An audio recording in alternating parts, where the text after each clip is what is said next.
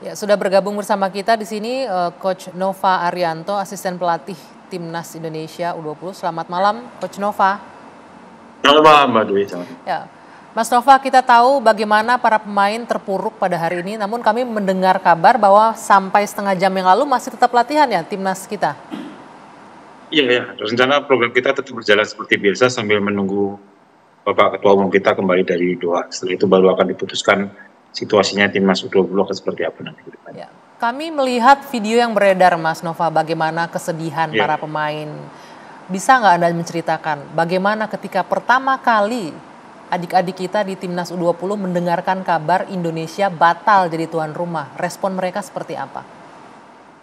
Oke, pertama memang dalam seminggu terakhir memang kita banyak mendengarkan isu-isu di luar ya, yang di Instagram, di media sosial yang mengatakan kalau Piala Dunia bisa batal bermain di Indonesia. Dan itu sedikitnya sudah mengganggu mental pemain dalam mengikuti latihan. Tetapi memang terakhir kemarin malam sekitar jam 9 kita dapat update berita dari laman FIFA yang menunjukkan bahwa Indonesia gagal menjadi. Situlah pemain merasa di situ akhirnya kita mendapatkan tugas dari head coach kami, dari Coach Shin, untuk menyampaikan situasi ini kepada pemain. Karena kebetulan Coach Shin setelah mendapatkan kabar itu, Coach Shin sedikit mengurung diri di kamar. Karena dia bilang dia sedikit patah hati dengan situasi yang ada saat ini.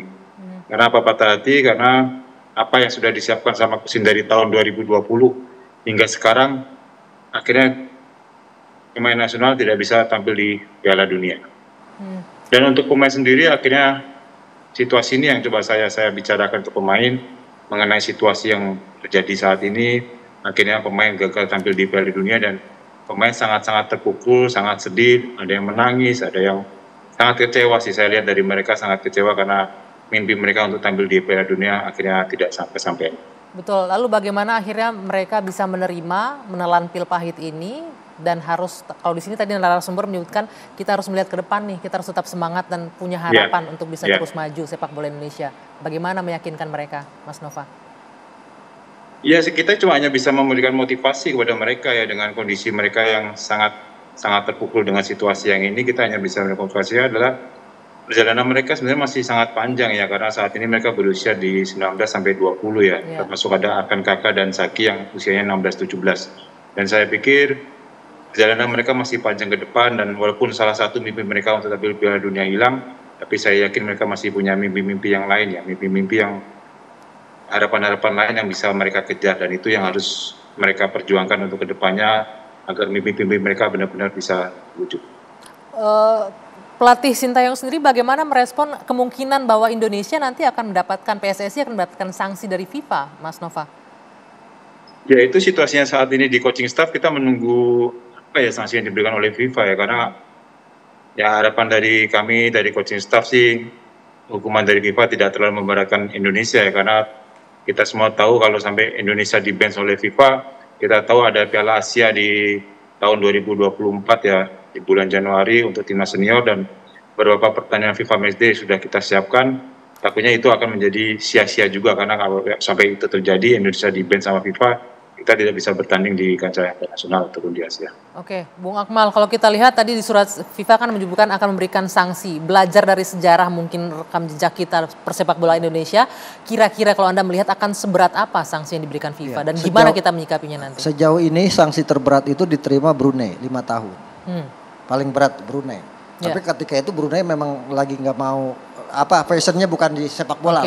Mereka nggak peduli soal sepak bola. Tapi kalau bangsa Indonesia mungkin akan sangat berbahaya kalau sampai 5 tahun. Kenapa? Karena ini bangsa sepak bola gitu. Pecinta bola, penggemar bola. Nah, kita berharap sejauh ini misalnya kemarin ketika kita di bench 2015 itu nggak lama, cuma 6 bulan. Ya kan? Tapi kalau kemudian 6 bulan misalnya yang paling banter sedikit gitu kan. Tapi kan kalau 6 bulan berarti ada kesempatan SEA Games kita lewat gitu. Tergantung mulainya kapan gitu ya? Iya, tergantung mulainya kapan. Yang saya yakini nih ya dengan FIFA adalah FIFA pasti menjatuhkan hukuman karena dia ingin memberikan warning kepada para anggotanya semua bahwa jangan sampai kemudian ke depan ketika ada Piala Dunia tiba-tiba tengah jalan melanggar komitmen yang sudah disepakati itu. Karena bagaimanapun mereka ingin menjaga marwah mereka. sebagai sebentar, mereka menjaga marwah mereka, tapi marwah kita sebagai bangsa dan negara juga ya kan, dihajar. Kita kan anggota FIFA.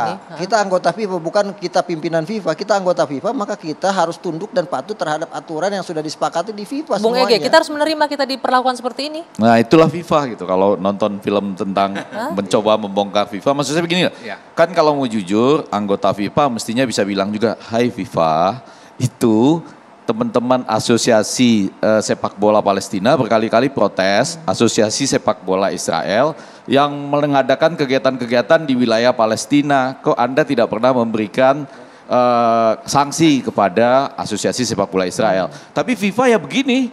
Standar ganda FIFA ya berarti. Iya, tapi dalam konteks kita barangkali yang membuat FIFA bingung pada akhirnya, walaupun ada jaminan dari Bapak Presiden, kemudian juga jaminan dari Ketua Asosiasi adalah biasanya kan yang nolak itu mungkin orang-orang yang tidak terlalu ya. Kalau ini akhirnya saya terpaksa bicara komunikasi politik nih.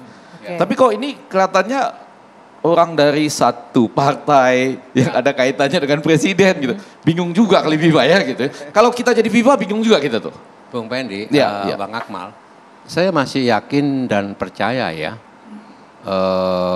Pak Erick Thohir ya dan Bung Arya Sinulinga, ex PSSI itu mampu meyakinkan kepada FIFA agar kita tidak di bench terlalu dalam. Karena masih ada kesempatan, saya suka sama Coach Nova, yang memberikan motivasi itu masih panjang perjalanan anak-anak kita ini. Okay. Dia masih punya masa depan yang panjang. Maka saya yakin percaya bahwa Pak Erick Thohir mampu melobi FIFA. Supaya apa? Sepak bola di Indonesia ini lebih berkembang dengan jauh lebih baik begitu ya. Dengan pengalaman seperti ini untuk menunjukkan prestasi bahwa kami mampu loh ketika dikasih kesempatan. Oke. Baik, Mas Arya, terakhir Bang Arya Sinulinga, ini harapannya besar Bapak-bapak di sini agar PSSI bisa melobi FIFA pada akhirnya untuk agar sanksinya tidak terlalu berat. Ada kemungkinan untuk seperti itu? Ya, ini yang kita kan apapun ditanya, kita harus hitung the worst case. Sama seperti kemarin kita sudah mengatakan the worst case-nya kita bisa gagal Piala Dunia, jadi tuan rumah Piala Dunia. Dan terjadi nih sekarang. Makanya kami sejak awal udah ngomong nih, dengan kondisi seperti ini kita bisa gagal loh, jadi tuan rumah Piala Dunia dan gagal. Sekarang juga kami berjuang ini adalah kita ngomong tentang the worst case-nya. Paling beratnya apa? Supaya nanti kita siap. Kalau bertarung, berjuang pasti. Bertarung, berjuang pasti. Ya, karena dulu itu kita ingat banget. Kasus Kanjuruhan kemarin itu sebenarnya kita bisa di-ban itu. Tanya Bang Akmal mungkin ya. Ya, oke. Tapi ternyata kita bisa lobby. Bahkan kesempatan menjadi tuan rumah Piala Dunia setelah kasus Kanjuruhan itu Bung Arya masih ada. Nah, sekarang ini ya. Bicara worst case apa kemungkinan kalau menurut Anda kira-kira? The worst case-nya adalah kita di-ban seperti di 2015, tapi mudah-mudahan tidak lama. Kan itu worst case-nya. Tapi bisa saja kita disanksi yang lain gitu. Atau kalau enggak kita disanksi minimal lah apa gitu. Atau enggak sama sekali karena udah kan FIFA itu ada bahasanya bahwa dia melihat bahwa transformasi di bola kita ini perlu dibantu oleh mereka. Mudah-mudahan itu poin yang membuat kita bisa bertarung lah untuk negosiasi. Oke, baik. Bung Arya Sinulinga, terima kasih sudah bergabung bersama kami di Dua Sisi malam hari ini. Bung Nova Arianto, asisten pelatih, terima kasih. Mas Jarod, terima kasih sudah hadir. Bung Effendi Ghazali, Mas Akmal, sayang sekali waktu kita terbatas. Tetap bangkit sepak bola Indonesia. Tetap semangat, mudah-mudahan kita berharap the worst case tadi di ban itu tidak terjadi, ada sanksi lain yang mungkin bisa memberikan peluang Indonesia untuk tetap bisa berlaga di ajang-ajang lainnya. Saya Dwi Anggia, saya akhiri Dua Sisi malam hari ini. Selamat malam, sampai jumpa pekan depan.